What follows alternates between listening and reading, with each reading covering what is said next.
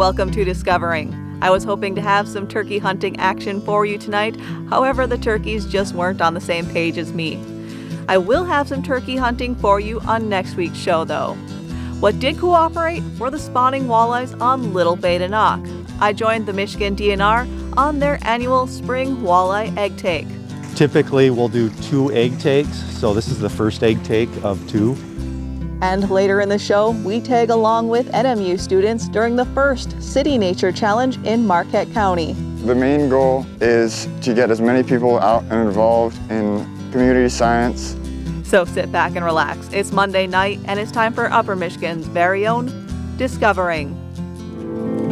The secret streams that flow beneath the cliffs of colored stone.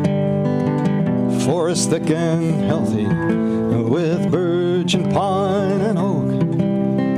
Surrounded by the greatest lakes this world has ever known. The black bear's awesome presence as he roams the hills and fields. Call of the timber wolf, the loon's lonesome trill, the eagle soaring high above, the trout lies deep and still. These are what I treasure, the only way I measure feelings that I have for this fine land. There is so much to discover when you're a long-time lover of northern Michigan.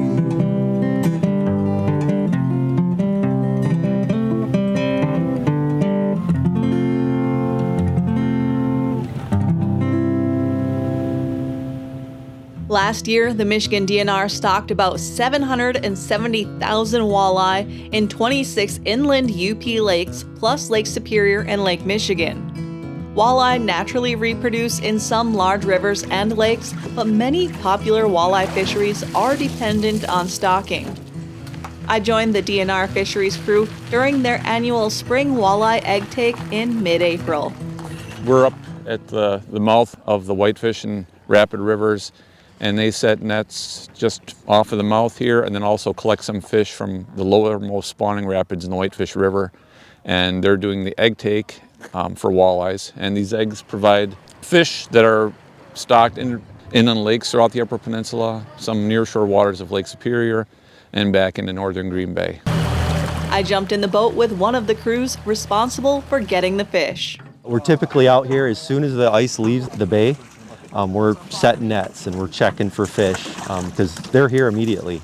They're already looking to spawn. And we're using trap nets, and we also use electrofishing equipment to capture male and female walleye.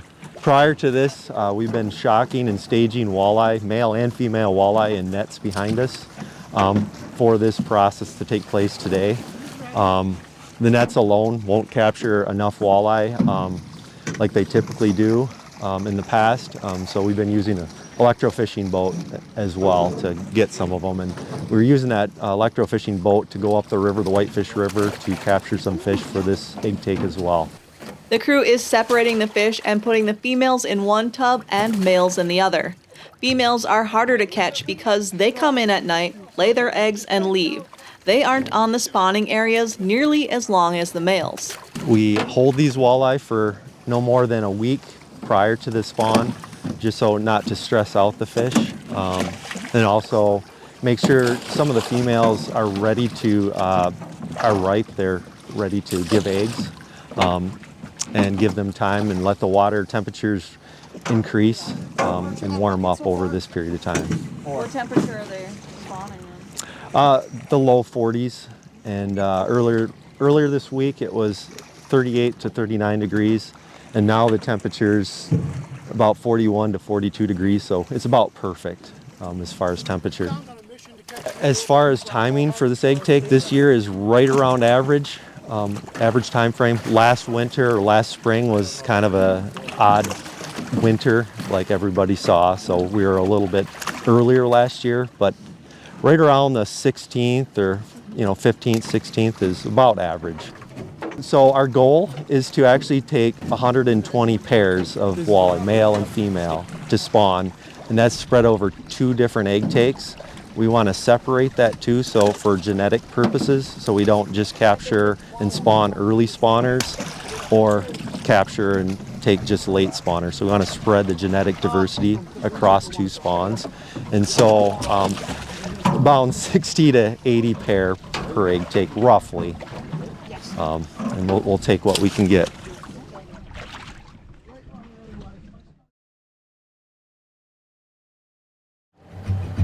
The walleye are brought to the boat launch, where a team of fisheries technicians and biologists from the Thompson State Fish Hatchery is staged.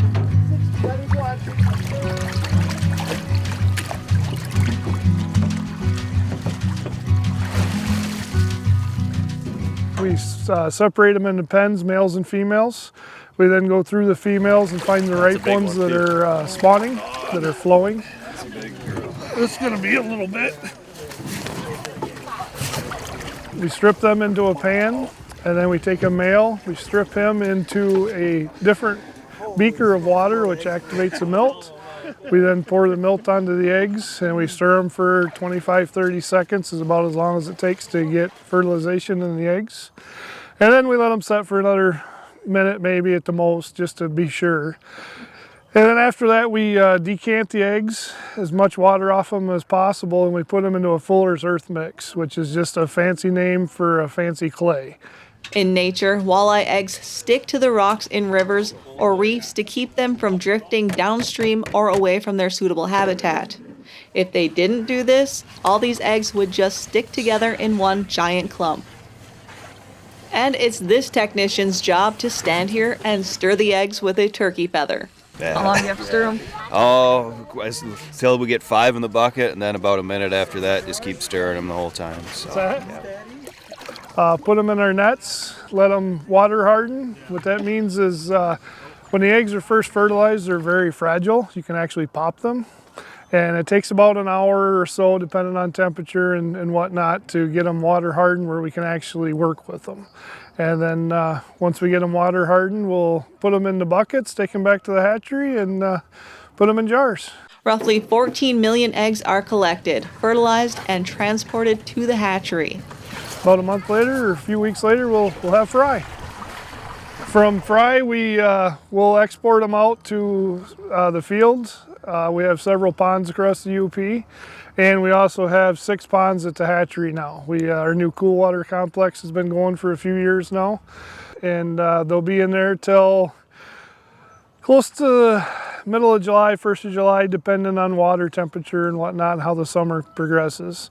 We'll harvest them then. They'll be anywhere from 1.25 inches to 1.5 inches, 1 3/4 long, and then we distribute them back out in the lakes, and we'll bring some back here to Little Bay, and that'll be the season for them.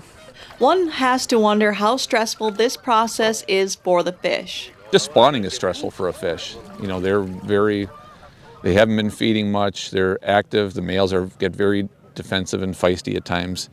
And when we catch them, we put them in a net, and so they're in a net for a while, and that gets to add some stress. But we have very, very little mortality. Occasionally, as you saw today, there might be 1 or 2 females that are overcome by the stress. And they tend to be very large old fish, and maybe that's not coincidence that it's the very old ones that are affected by that stress.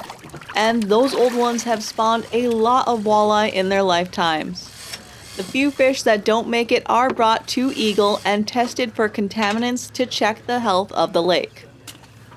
This is a dual-purpose operation. While the hatchery collects eggs, research staff collect genetic samples and data from the walleye used in the egg collection or extra fish that aren't used, and jaw tag each walleye with a metal band with a unique number stamped on it.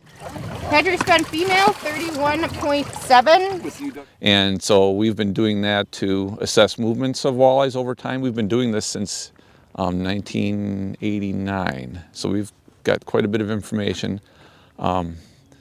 And from that, we can assess movements of the population. We can also look at angler exploitation, so what % of the tagged fish are reported to us, and use that information to figure out what percentage of the population is being harvested each year. In the last 30 years, several hundred adult walleye have been jaw tagged. When anglers catch and report a tagged fish, this gives researchers information on the movement patterns and habits of individual walleye in the Bays de Noc.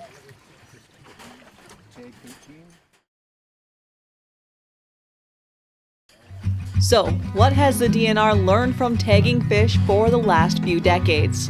Probably one of the most interesting things we've seen, and it's not necessarily good news for anglers, is the change in walleye behavior that's happened over time. In the 1980s and 90s, this Little Bay de Noc fishery was really a small boat inshore fishery.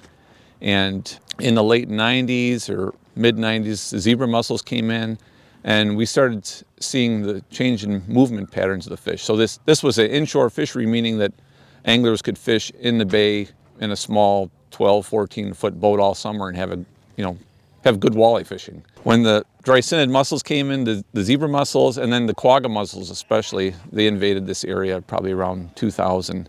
A few years later, we started seeing our returns of jaw-tagged fish went from, on average, being the typical distance in summer when a jaw-tagged fish was returned to us. That fish came from the Gladstone area.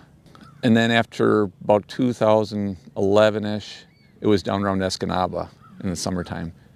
And then 5 years later, on average, it was 5-10 miles south of Escanaba. So suddenly it's no longer the 14-foot boat fishery, it's the larger boats that could take advantage of that. Those findings led to an acoustic tagging study by the DNR and the University of Wisconsin that yielded similar results. Discovering was there back in 2019 to film the tagging. The objectives of that study were to better understand movements of fish in southern Green Bay and in northern Green Bay. And we tagged, if I remember right, it was about 100 fish from our egg take nets here at the head of Little Bay de Noc, and looked at movements of those fish over the course of 3 years. And each fish had a radio transmitter inserted into it, and they have receivers positioned around Green Bay. And we could see which rivers fish were migrating back into. We could see how far south they went. So we wanted to see what portion of fish left Little Bay de Noc, what portion of fish went beyond basically Chambers Island or past the mouth of the Cedar River. And the change in movement pattern of our fish really jumped out in that study.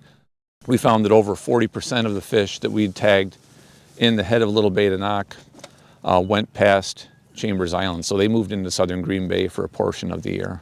And about a third of them left Green Bay entirely and went into the main basin of Lake Michigan to feed. So our fish were very mobile. In contrast, the fish that were tagged in southern Green Bay pretty much stayed in southern Green Bay all the time. That's the difference between an area that was formerly productive, so this area up here used to be fairly productive waters. When the dry synods came in, it got less productive, and now these fish are moving out in search of food. And those movements are more pronounced, especially for the largest fish and the largest females. And we think that's because they need to gain energy to produce eggs. The large females produce a tremendous amount of eggs. And southern Green Bay is still very productive because of all the agriculture and development and what's going on down there. It's also fairly shallow. Our fish go down there and feed, and their fish stay down there and feed. So that's a very interesting part of the study. So their acoustic tagging results, those movement patterns kind of mirrored what we're seeing with our jaw tagging. They also monitored where walleye returned to spawn, assuming they would return to the same rivers. The interesting thing from that study is that about 95% of the 100 fish we tagged never went up those rivers. It turned out there are spawning on reefs out there. And we knew there would be fish spawning on reefs, but I hadn't imagined it would be that lopsided. This led the DNR to begin a new telemetry study this spring to further research the spawning habits of Little Bay de Noc walleye. We went up into the whitefish, tagged fish up in the whitefish and up into the rapid because we want to know where those main stocks are moving to as well. We don't know if they're doing the same thing the reef spawning fish are or not. So we tagged fish in the whitefish, the rapid, and the Escanaba rivers this spring. About 30 fish per river. And then we also tagged fish just off of Garth Point that are probably reef spawners. And then we tagged fish around Saunders Point near Gladstone, which is another reef spawning population that we've discovered some years back and are curious to see where they're moving. So we'll have 5 different spawning populations that we're going to be monitoring the next 3 years through that study.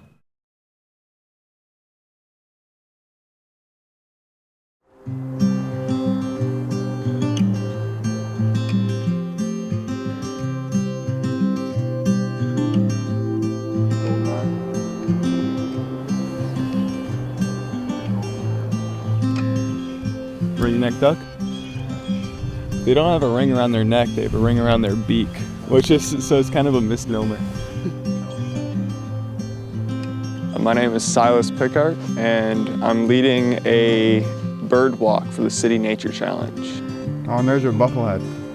My name is Owen Van Antwerpen, and I started last semester to organize the first year of the City Nature Challenge in Marquette. I'm Maddie O'Donnell. I'm the district manager for the County Conservation District. Today we're really excited to be part of the City Nature Challenge, which is being put on by the NMU Bio Department. So we're out here today at Harlow Lake, recreational area. So the City Nature Challenge is a global initiative which was first developed by the California Academy of Sciences and the Natural History Museum of Los Angeles. And it involves cities across the world on the same 4-day period going out and making observations of their local biodiversity. So basically anything that moves and a lot of things that don't move. Anything that is alive or has recently been alive. So plants, fungi, birds, fish, aquatic macroinvertebrates, spiders, moths, whatever we can get our eyes on. We have a lot of different events going on this weekend. Last night we did a little night ecology outing where we observed some salamanders, blue-spotted salamanders out on Presque, and we tried for moths. We didn't get very many, but we've got bird walks every morning. For the City Nature Challenge, it's documenting species, not necessarily counts, although the more observations we get, the better. All right, what kind of birds are we seeing today? Lots of types of water birds. We saw a bald eagle fly over. We saw some cormorants and buffleheads, some ring-necked ducks. We keep hearing a kingfisher, but we haven't seen him yet. It's a nice way to get to know people and kind of bond. I can't say I'm a great birder by any means. Most people who come to my bird walks know a lot more about birds than I do. But I don't know, it's nice to go for out in the morning and just walk and be in nature and talk about birds or other things. We'll be doing some aquatic macroinvertebrate surveying later today. We are doing some macroinvertebrate sampling to see how much biodiversity we can find in Harlow Creek behind me here. And then we are also doing a little bit of a ID walk. So we've got 2 different groups going out to ID whatever early season flora we can and look at lichens and fungi and things like that to see how biodiversity is thriving in this area. We have found a good amount of macroinvertebrates in the creek. We've got lots of stoneflies, mayflies, dragonflies, things that are really good bioindicators and tell us how water quality is doing in an area. So we've seen things today that make us feel good about how the creek behind us is doing here. Oh gosh. So really the main goal is to get as many people out and involved in community science and learning about the living world around them and engaging with it in a way that allows them to form a greater connection to it.